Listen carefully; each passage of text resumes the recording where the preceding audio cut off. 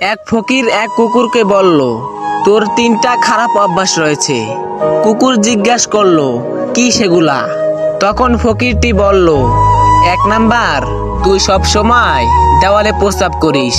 2 number, তুই কোনো ভিখারি দেখলে ঘেউ ঘেউ করিস।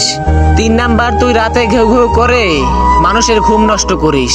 ফকিরের এই কথা শুনে কুকুর বলল, আমি জমিনে প্রস্রাব করি না, এই জন্য হয়তো কোনো বান্দা এই জমিনে বসে আল্লাহকে সিজদা করবে। আর আমি ভিখারি দেখলে এই জন্য ঘেউ ঘেউ করি। ভিখারি কেন আল্লাহর কাছে নাচে, মানুষের কাছে চায়। আর আমি রাতে মানুষের ঘুম নষ্ট করি এই জন্য। মানুষ গুনাহ করে আরামে ঘুমালে আল্লাহর কাছে মাপ চাইবে কখন?